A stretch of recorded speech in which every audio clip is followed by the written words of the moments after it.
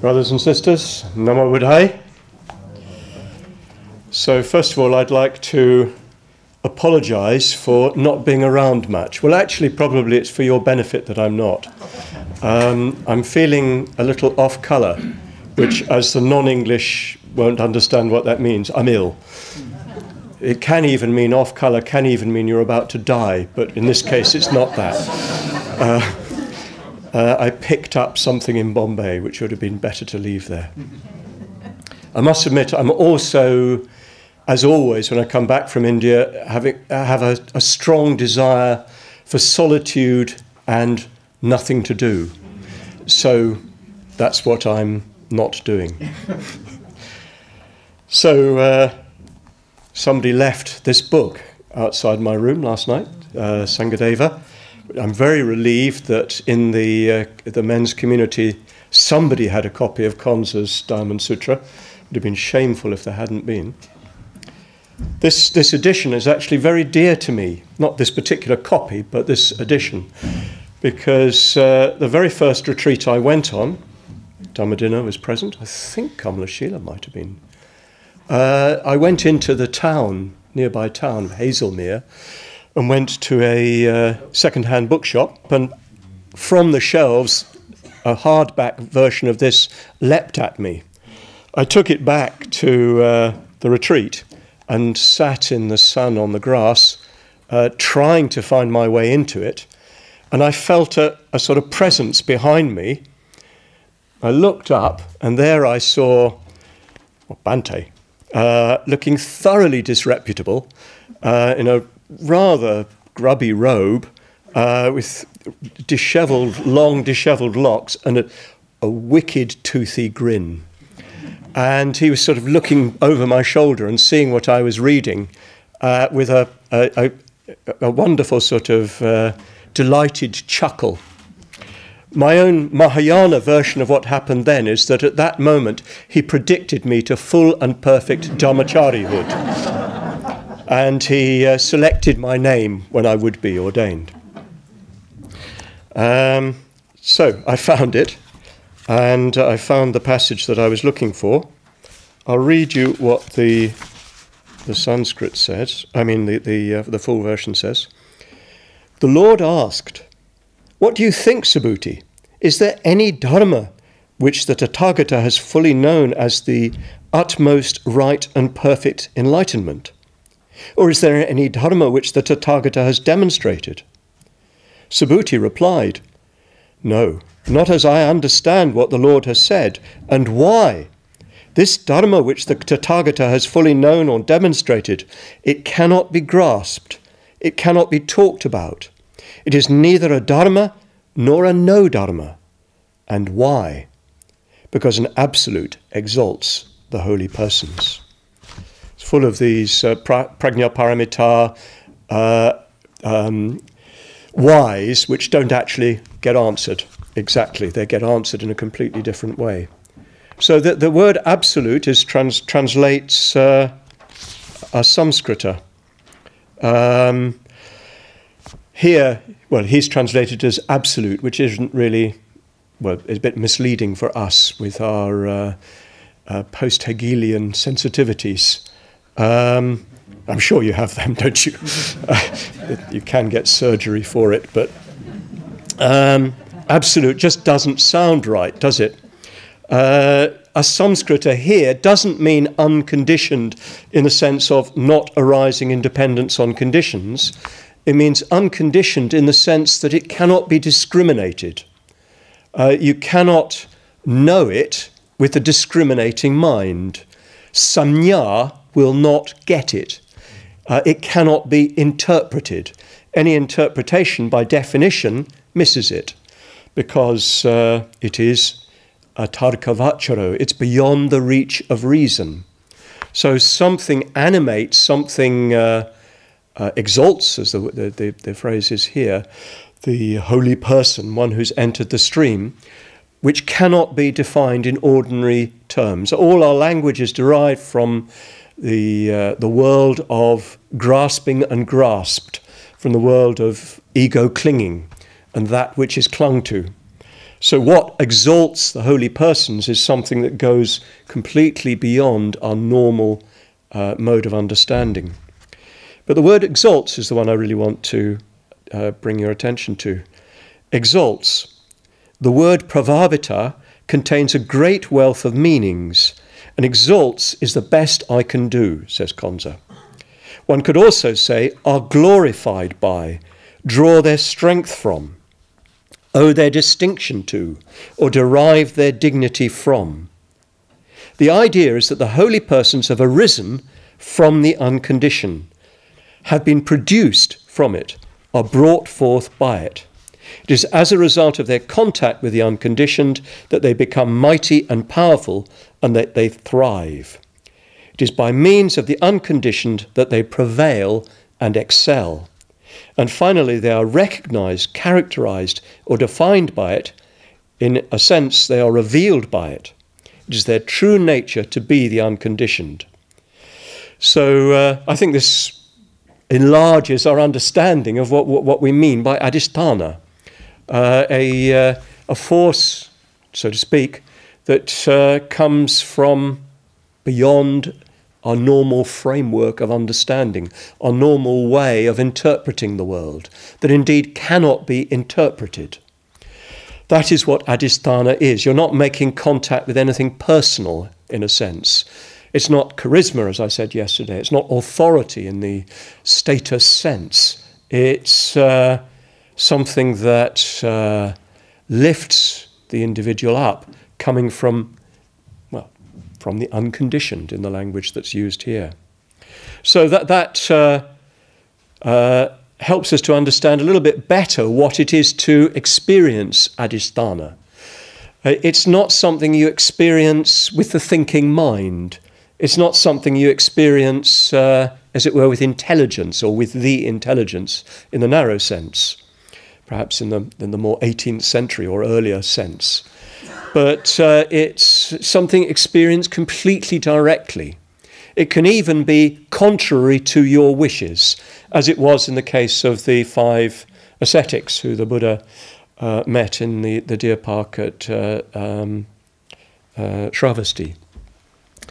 So it's this Adhisthana, this absolute working through the Buddha, working through the great Buddhas and Bodhisattvas, working through the great Gurus, working in our own particular case through our teacher, Urgyen Sangharakshita. It is that is Adhisthana, and that animates our movement. It's the real meaning and purpose of our Triratna community and order. So this is, yes, the real meaning of what we're doing. And you could see it as expressing itself in terms of Sangha. I've been thinking about this quite a lot. I gave a talk at the convention in Bodh Gaya in which I discussed this theme. The way in which when we come together in a sufficiently elevated way, when we're all really in tune with the ideal that we share, something comes into existence, you could say, metaphorically speaking, that is more than any of us as individuals. Something comes into view that many people will share, a sense of something that we are that is more than us, and that comes from our conjunction, from our meeting with each other. I think this is so important because there's such a strong tendency in our modern Western culture to a highly individualized interpretation of experience. It's very, very interesting moving between the two cultures of India and, where's the other place? West, England, Britain, West generally. People in India conceive of themselves in relationship. They don't speak of themselves in purely individual terms, to a fault, frankly. They go too far to that extreme. But they see themselves as relational. This is the traditional way of seeing yourself. You see yourself as a son, a daughter, a husband, a mother, a father, blah, etc. You see yourself in terms of your relationships, belonging to a particular culture and so on. But we tend to the other extreme. We see ourselves in isolated, personal terms. We define ourselves almost entirely often in those terms. And this invades our Dhamma life. And we interpret the Dhamma in these terms. This is why I think we need to be so careful of the language of individual attainment, the language of individual realization and so on. You can't avoid it because it's a feature, it's an aspect. But one has to be so careful that does not become something private, personal, my stream entry. But stream entry is the very denial of separate selfhood. So the most powerful means we have, usually, to provoke us beyond our self-clinging is other people. It's not the only one, and it's not enough on its own, of course, unless there's a great deal of deep meditation, a great deal of deep reflection, a great deal of deep listening to the Dhamma, thinking about the Dhamma. It won't work. Just being with other people is mere gregariousness. But our interaction with other members of the Sangha is one of the most powerful tools we have, one of the most powerful practices we have, to put it that way. It's also an expression, not just a practice, for transcending ourselves. And when we can bring Sangha into existence, genuine Sangha into existence, it enables each of us to go beyond ourselves. This is one of Bhante's chief gifts to the world. He has, from himself, by himself, enabled a genuine Sangha to come into existence, a Sangha to come into existence, which at moments is a real Sangha, is a genuine Sangha. That's one of his greatest gifts to us. His Adhisthana, so to speak, lifts us above ourselves so that we experience for a while something that is, we can only define it as Sangha. In my talk at Bodh Gaya, I coined this term, partly suggested by my new secretary, Maitreya Nagarjuna, this term Sanghakaya. A very interesting term, very, very interesting, because of course it's formed on an analogy with Dharmakaya. And I see no reason why this term should not follow. Kaya, of course, means body, but it's not its primary meaning. Kaya in Sanskrit and Pali has the meaning of an aggregate. It's very close actually to skanda. It means something that's put together and has a distinct identity because all the bits sort of hang together. It also has the meaning of an object of attention, even the object of desire. And Bhante has very strongly stressed the need that we have for what he calls a transcendental object. I find this really interesting. We experience within a framework of subject-object clinging, a subject who clings, and an object which is clung to, grahaka and grahya, seizer and seized. That's the framework of our normal perception. Everybody does it. It's what we normally do. And within that framework, we have to work. Our Dhamma life is lived within that framework to begin with, until we enter the stream. But something has to enter into that framework and participate in that framework that points beyond it. Do you see what I mean? You have to have an object that itself is more than an object that points to something that goes beyond subject-object clinging. That is the transcendental object. If we didn't have such a transcendental object, well, you can't direct your efforts. You can't have a practice. You can't sustain a sort of discipline. You can't have a purpose, because within the framework of subject-object clinging, desire draws us to the object. So there has to be an object that we're drawn to that goes beyond the framework of desiring, grasping. So the transcendental object is the kaya. The transcendental object is the, you could say, the Dhammakaya, of course, that's familiar to us. You could even talk about the Buddhakaya. Of course, Dhammakaya and Buddhakaya are quite closely associated in the Trikaya doctrine. But why not talk about the Sanghakaya? An experience of something that we encounter, first of all, as ordinary clinging beings, which points beyond us. So we come together. You have all the normal reactions and attractions of getting together with order members. Well, for me, attractions and repulsions. I don't know about the rest of you. Oh no, not the order again. That sort of feeling. And oh no, not him, not her. But suddenly you realize that something has come about which is beyond all that. And there's a sort of resistance to it and a movement towards it. That, in my coinage, is Sanghakaya. And it's that Bhante has brought into being through his creation of an order, of a Sangha. And which is animated, is initially animated by his Adhisthana, and then becomes itself the vehicle of Adhisthana.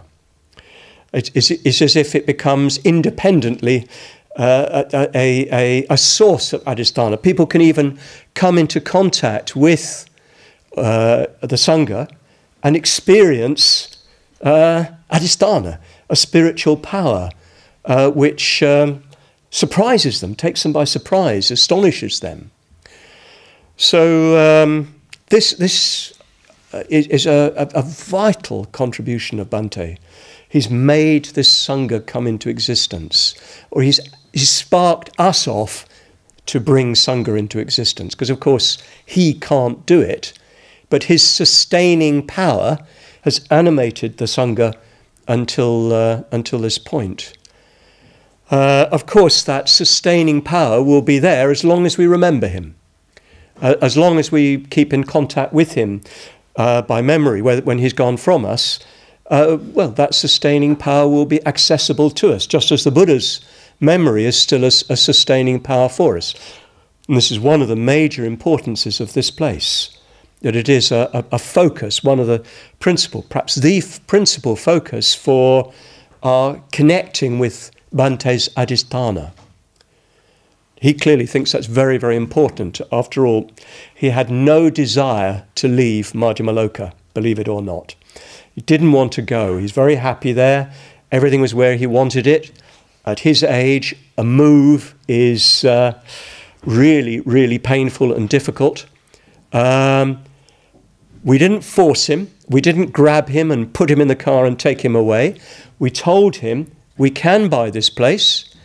Do you want to go? And he said, I don't want to go, but I think it's the best thing. So it's quite important. Bhante, in a sense, sacrificed his own interests, his own immediate personal interests to come here. And it's been quite a strain for him, the move, obviously. So yes, this place is a focus for keeping in contact with Bhante's Adhisthana, and I hope will be for many generations to come, if we all do our work properly. But it can't be the only one. Of course it can't. It's just a kind of extra aid that we can draw on, and future generations can draw on, places associated with him, places strongly associated with him, as this no doubt will be, where all his belongings, his books, his murti, what do you call them? Buddha figures are.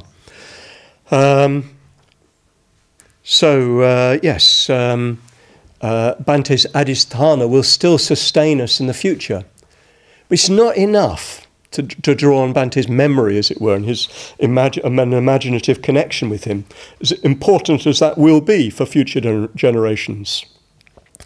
We need a great many more resources if we are to sustain Sanghakaya, if we are to sustain that Adhisthana as a living force amongst us. And it seems to me that the recognition of what these forces are imposes upon us all quite explicit duties and disciplines. It cannot be sustained simply spontaneously. It'll last for some time spontaneously, but it'll gradually vociferate. It'll gradually split into many different streams and strands. No doubt that will happen eventually. But the longer we can sustain a united order, which is the expression of that spirit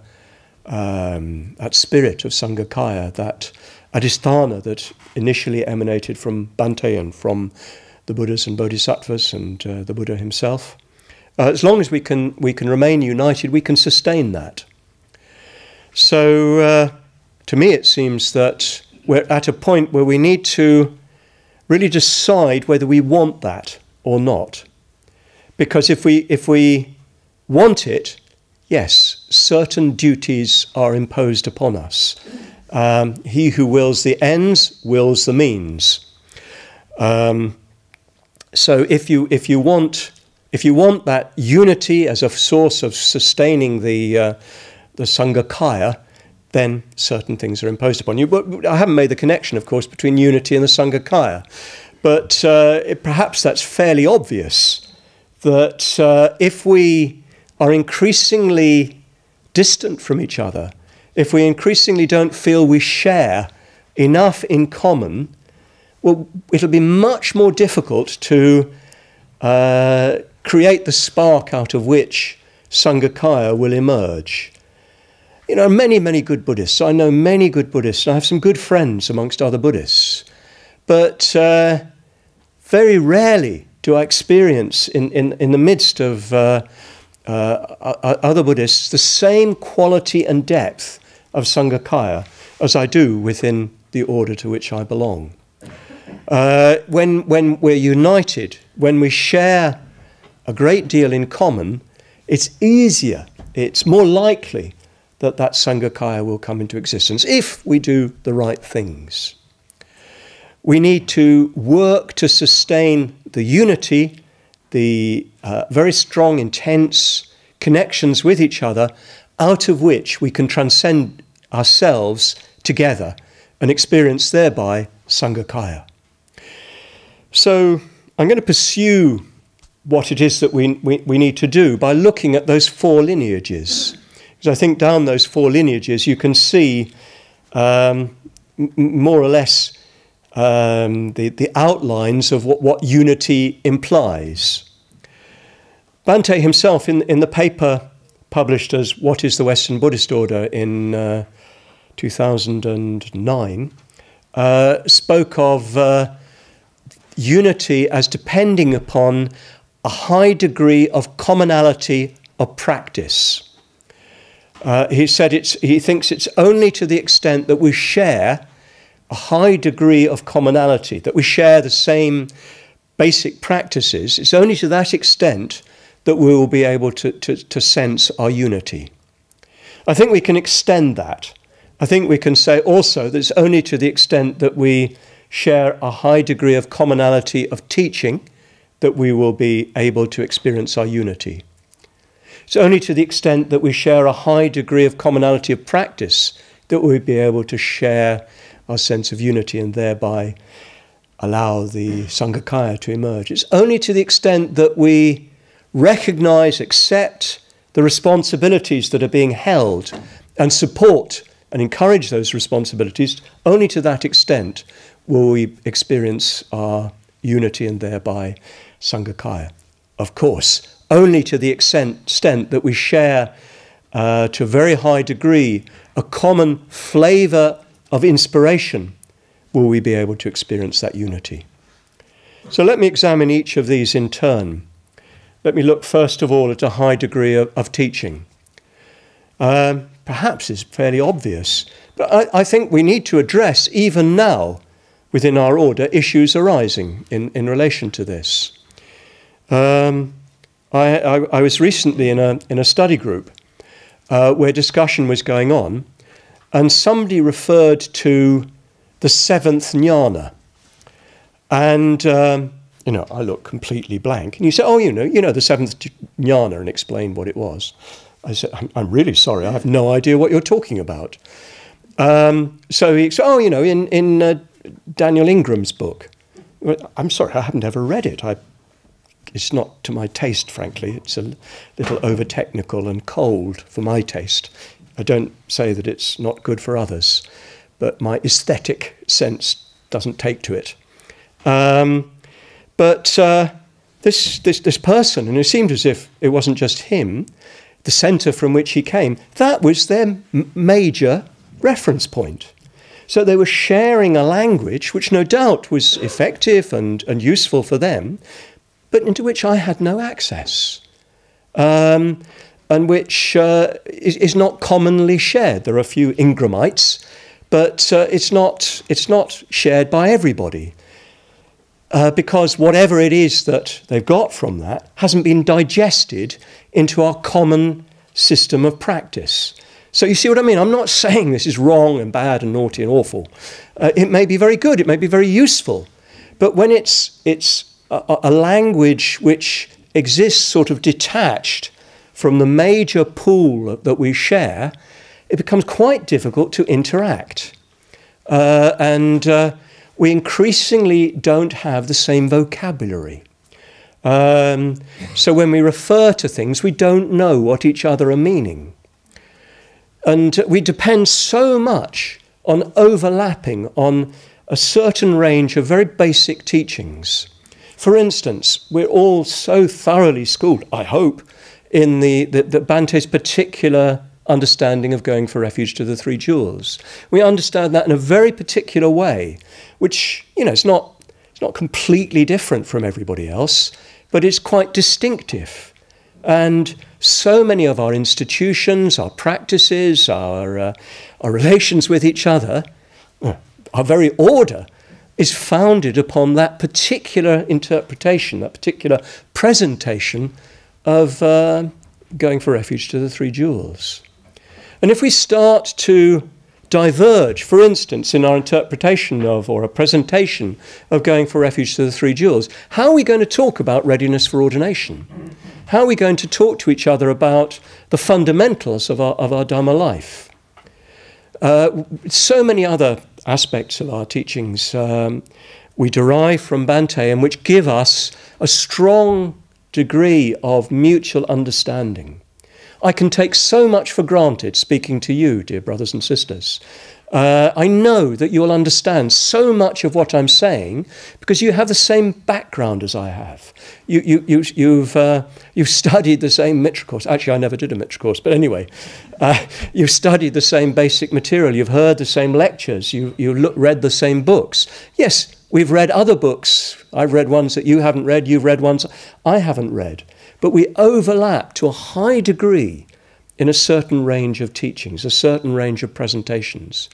As we diverge, as that range of teachings, as that common vocabulary is lost, we won't be able to understand each other. We'll be less and less easily able to appreciate each other. You sometimes get the impression when you're speaking, I quite often get this impression that, some of your audience are sort of, their heads go on one side and they're looking at you like that. I'm not sure about that. That may be, of course, to do with me. I don't dispute that. But sometimes I think it's because we sort of don't quite share the same perspective, and people are interpreting what I'm saying in terms of a different universe of discourse, which is not what I intend. So the more we share a common basic interpretation of the Dhamma, common presentation of the Dhamma, the more we will be united. The easier it will be for us to come together and experience Sanghakaya. It's quite straightforward, really. What about a high degree of commonality of practice? It's very similar, really. Comes to almost the same thing. We've all done the mindfulness of breathing, at least long ago. We've all done the Maitri, what do we call it? Maitri Vikas, Maitri Bhavana, Metta Bhavana, yeah. We've all done the Metta. We can't call it Maitri Bhavana in India because Bhavana just means feeling in modern Hindi and Marathi. So we call it Maitri Vikas, which means development. So yes, we've all done the Metta Bhavana. We've done it in the same way. And that means that we've got, from our own particular points of view, roughly the same experience. We share a common consciousness in relation to that practice. We've all done the six element practice, I hope.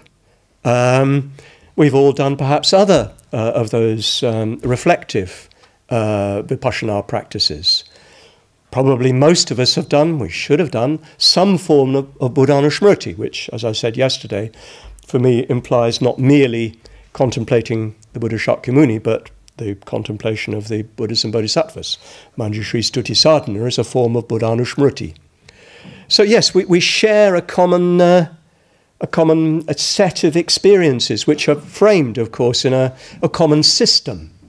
And we understand what we're experiencing in a common way. And we're able to interlocute, we're able to talk to each other and discuss what we've experienced so easily, if we choose to do so. I'm very struck yesterday. I mentioned that I was doing the Manjushri Stuti Sadhana, and I saw a lovely smile spread over Sangadevi's face, and one or two others in the audience who immediately related to what I was talking about. Now, of course, the Manjushri Stuti Sadhana is not a practice that everybody's done. But do you see what I mean? It's an example of that kind of sense of a shared experience. Well, we do have a very major corpus of shared practices. And to the extent that we really engage with those practices and experience what they are directed to, well, we will understand each other. Of course it's never going to be absolute, and of course it's not closed. And we'll come on to that probably tomorrow, what it means for it to be open. So please don't think I'm merely preaching conservatism. Not merely preaching conservatism. I am preaching conservatism because conservatism's a good thing. Well, in the sense that the Buddha said on his last tour, do not overturn any old-time practices. Ordinances is translated, isn't it? That's one of the bases for the unity of the Sangha, the harmony of the Sangha. That you don't unnecessarily, you could say, adding in, overturn what has been done in the past. But times change, experience changes, and there needs to be development. But I'll come on to that tomorrow. For the time being, I want to emphasize the commonality of practice, so that we have, as our basic corpus, practices that everybody has done and does fairly regularly, recurs to those practices. Beginners do mindfulness of breathing and Metta Bhavana, sorry. I do it, it's just I call it something different. And that means you've got a sort of solidarity with them. They know they know that you do what they do. And they know that practice is sort of runs right the way through the movement, that everybody does it. They know that Bhante does it. They know that Bhante did it for years, and so on. So these practices give us a basic shared experience, not just of practice, but of experience, of results. Because if you're doing these wretched practices, they bring some result. Otherwise, why on earth are we doing them? You actually experience Maitri, as it were, from that point of view, through that medium. Well, Maitri's Maitri. It doesn't matter how you experience it. But you experience it from that point of view, and that gives you then a sort of a connection with everybody else who does that. It becomes more complex when you move on to a spiritual death, I think, because I think that is more particular, and that's another rather interesting discussion that maybe I'll enter into tomorrow. I think it's more difficult to determine what brings real spiritual death to people. I think many different things work for different people. But as long as we share, for instance, the six element practice, it's a very important perspective on our existence, what it is to be a human being, what it is to have a relationship with the material world, what it is to be conscious. And we share that. We all know what we mean, more or less. And yes, of course, the Buddha too. Bhante said to me last year he thought that most order members had no idea who the Buddha was. I don't know why I dropped that in. Anyway, our Buddhanushmriti is an attempt to have an idea who the Buddha is, to really experience the Buddha as completely transcending our normal modes of understanding and experience. We're trying to pick up the Buddha's Adhisthana. And we do it in more or less the same ways. Again, it can't be completely pinned down, but if there's a basic corpus of practices that we do that are intended to bring that about, and then they diverge, they vary, they effloresce, well, yes, that's going to happen, but we share something in common. So, if we share that in common, it would be far easier for us to experience our unity and to experience thereby what comes from that unity when we're at our best, this experience of Sanghakaya. What about responsibility? I find this very, very interesting because really it's quite recently that we've got together a structure. We've clarified a structure in the last 5 years. There's been a sort of structure, but it's not been very well defined or not very clearly defined because it was still sort of emanating from Bhante. It was still sort of waves coming off Bhante. But in the establishment of the International Council and the national councils and the relationship of the three strands and the clearer definition of responsibilities, the system of our order and movement come into solid shape. Well, not solid shape, but at least more defined shape. And my own experience of that, mainly in India, but also in the West, has been a sort of massive collective sigh of relief, as if it's much clearer how we stand in relationship to each other, who's responsible for what, how that responsibility is held, who they're answerable to, and then we can set that aside and just meet as order members, if you see what I mean.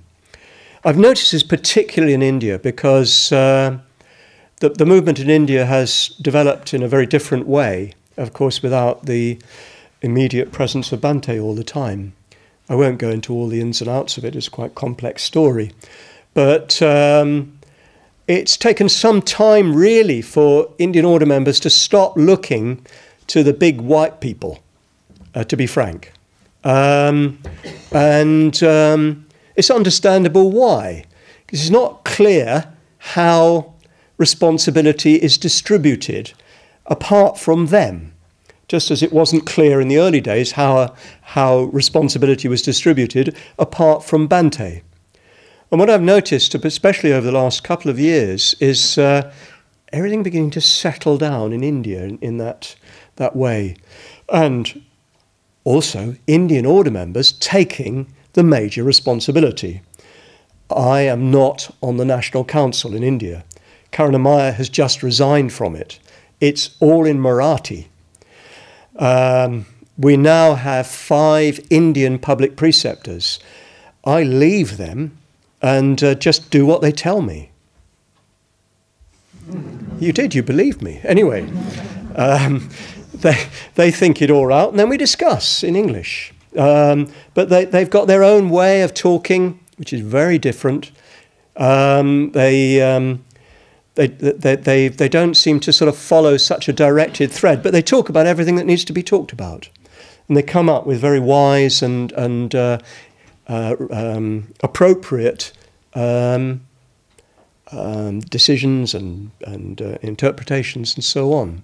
And I think it's this structure that has enabled that to happen, where all the responsibilities are clear and they're in a clear relationship to each other. It's clear where you go if you've got something that you want to raise. Of course, as with all structures, every one of us has to take the major vow of patience, because such structures are automatically slow. But they work. I'm sure they will work. I'm no doubt in the future there'll be troubles and so forth. Hopefully I'll be back again as a new Mitra and won't notice. But that is after my death. I'm not thinking of resigning and coming back as a Mitra, just to be clear. These structures enable responsibilities to be clear and to be clearly held in a context, in a related context. And that helps us to be united, because we can set aside our anxieties, our fears, our struggles, our stresses, our strains. They will go on. But we know that there's a structure that contains it all. And we need to work with those structures, with patience, with clarity, with metta, and with quite a dose of humour. We need to work with those structures and activate them, use them. And if we're in positions of responsibility, to see what those responsibilities are fully and to use them in that context. This, I think, will help the whole order and movement to be united. Very obvious, for instance, with a chapter system. We don't yet have a clear written constitution, although the outlines are pretty clear. You relate to your chapter has its chapter convener, your chapter convener relates to regional order conveners, etc., etc. So there's a way of consulting the whole order, a way of points being made from any point in the order all the way through the system. And that enables us, I think, to relate to each other in a much more harmonious way so that we can experience our unity. Unity, based on the lineage of inspiration, is far more difficult to define and speak about. And really you could say that it is to some extent the product of the other lineages, although at the same time it's the product of our individual efforts, if you see what I mean. I think it's quite important to realise inspiration is flavoured, if you see what I mean. Inspiration isn't just inspiration. I hope Pramudita won't mind, but I can't share the inspiration that he clearly derives from Arsenal, is it? Am I saying the right thing? Yeah, Arsenal. I just can't get that sort of inspiration, nor can I from anybody else. I can't even think of any other footballers. I don't get any inspiration from football at all. I don't doubt that Pramudita does get some inspiration, which is more than just liking Arsenal winning. I think it's quite interesting. It's just a beautiful game, they say. And so there's something more than just the game. But I'm not talking about inspiration in that sense, or getting inspired by, I don't know, Mahler, not Bach, or Bach, but not Mahler. I don't mean inspiration in that sense. Or rather, that's a very particular version of the inspiration I'm talking about. There's a shared flavour to the inspiration that we have in the order that is quite difficult to really catch in what way it is particular to us. Bhante talks, doesn't he, in that very, very important paper, What is the Western Buddhist Order, of there being a distinctive, how does he put it, atmosphere or flavour running right the way through our movement. When you come in contact, you feel it. You feel you've got the same sort of mood in the deeper sense. The Dhamma mood is the same, you know, with different shades and different colours and different music or whatever. But the inspiration, you can definitely feel the similarity of it. Again, I'm so vividly aware of that working in both India and the West, that so much that's different, and people do have such differences of approach. My friend Maitreya Nagarjuna, after his last visit to England, said that he was asked what he thought the difference between India and the West was. He said, well, in the West, in India rather, people respond to the Dhamma with their hearts, and sometimes that connects with their heads. In the West, people respond to the Dhamma with their heads, and sometimes that connects with their hearts. But it's the same Dhamma, and the response in the end is the same. If it does connect, if both head and heart connect, it's the same inspiration, the same flavour. And for me, this is really clear. I talk exactly the same things in India as I talk here. A lot of what I said last night is what I said a week ago in Bordaran. Just the same things. Their faces light up in ways that, I'm sorry to say, brothers and sisters, yours don't. You look so intelligent, though, of course. But as you say exactly the same things in more or less the same words. I don't make concessions. I don't angle differently or whatever. Yeah, I talk about murchi and, chili and puranpuri and tigers and things like that. Monkeys, I talk a lot about monkeys, the major source of illustration of human behaviour, because they live in the jungle just behind the retreat centre. It's really alarming. But it's the same inspiration that they share with us, as I'm sure many of you will have experienced at Bodh Gaya when you were there. There's no difference in that dimension. There's so many differences in every other.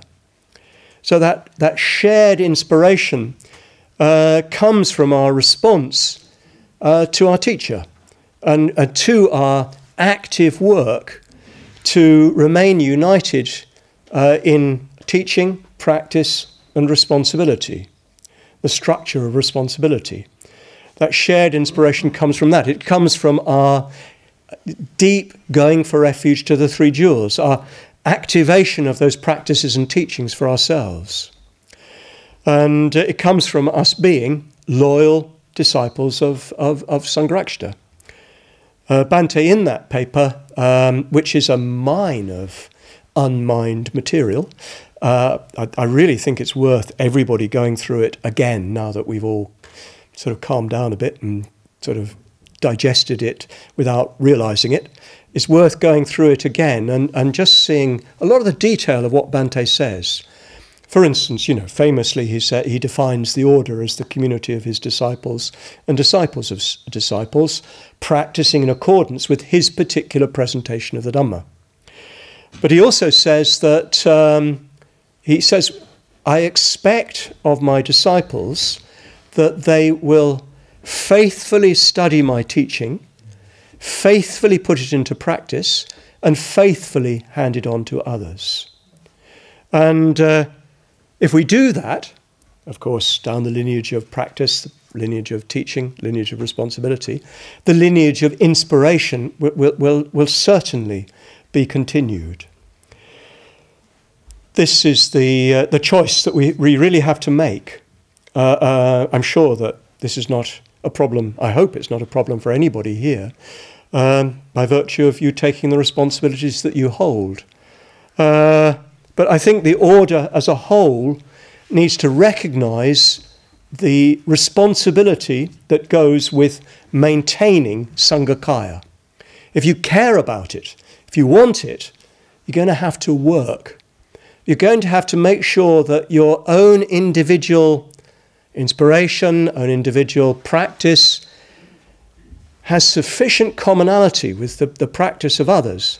Your own approach to the teaching has sufficient commonality with the teachings that others follow, that you can feel your identity, your solidarity with them at the level of Sanghakaya.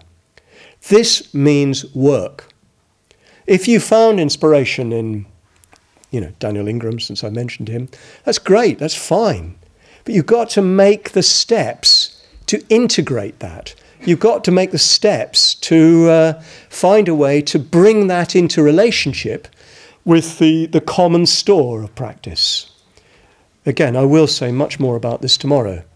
But what I want to really sort of emphasize today is the work that's involved, which I believe is implicit in our ordination, the commitment we make at ordination. For most of us, when we were ordained, certainly for somebody like me, when I was ordained, it was quite easy. Bhante was there. One was just devoted to Bhante most of the time. Not all the time, most of the time, or at least in theory. But maybe as time has gone on, it's become less easy to sense that unity through a single body of people. And that means we've got to do more work to integrate ourselves again and again, and to ensure that we participate in this high degree of commonality of teaching, practice, responsibility, and inspiration. It's not an absolute degree of commonality. If it was an absolute degree of commonality, frankly, I'm not sure I want to belong to it. But a sufficiently high degree of commonality for us to really feel we're united, to really feel that we understand each other, that we share a basic reference points, Dhammic reference points. So it's easy for us to come together, put ourselves aside, and experience Sanghakaya. So if you like, my question, it's rhetorical, I'm not implying that you won't answer yes, but my question is, do we want that sort of unity? Do we connect that sort of unity with this experience of Sanghakaya? Do we see the point of it, the value of unity? And are we willing to do the work to integrate our private, personal inspiration and interest with that common corpus? To be frank, I think that any sensible person will debate whether it is worth it, if you see what I mean. I'm sure that it is worth it, but I think it's worth pausing and just reflecting. It's a lot of work, and at times it can even be a little oppressive, or feel a little oppressive. But we have to work to make it not oppressive, and to experience it as the fulfillment of something you value very, very highly indeed. So, rhetorically, I'm posing for you those questions. Do you experience, or do you believe that sort of unity is a basis for the transcendence that I call Sanghakaya in this context? Do you value that? Is that important to you? Do you agree that a high degree of commonality in these three areas is necessary in order to preserve that unity, so that transcendence can be experienced? And are we willing to take the steps that will keep that high degree of commonality in being? I shall be interested to hear what you all have to say. It'd be rather embarrassing if you all decide it isn't, because I don't know what I shall be in common with, or who I shall be in common with. I'm sure I'll find somebody. But I think we need to consciously take it on in a way that perhaps we haven't really done till now. It hasn't seemed quite necessary. But myself, I'm more and more aware, I have been for the last 10 years, 13 years, sometimes rather hysterically, aware of the vociferative tendency of just human groups, even human communities. I put as an analogy to Bhante a long time ago, my naval background is showing here, is like a fleet of ships, sailing ships that are sailing according to a certain compass setting on the open sea, but every one of their compasses is slightly off in a slightly different way. So without anybody deciding to, without anybody even really noticing, the ships are gradually sliding apart. And somebody says, the ships are gradually sliding apart. You say, no, look, my compass setting is accurate. I can shout to him over there. He can shout to him over there. No, it's fine. But imperceptibly, so slowly, they're moving apart. And that has been my great fear over these last years. I feel I even contributed to that in my own carelessness at times. But I value so highly what comes about when we come together that I want it to be preserved, at least with those who want it to be preserved. And I'd sort of rather people came to the conclusion they don't want it, and that's fine for them, but maybe they need to decide what they want and where they want to be. So please, let's discuss this and see what comes out of it. Namo Buddhaya.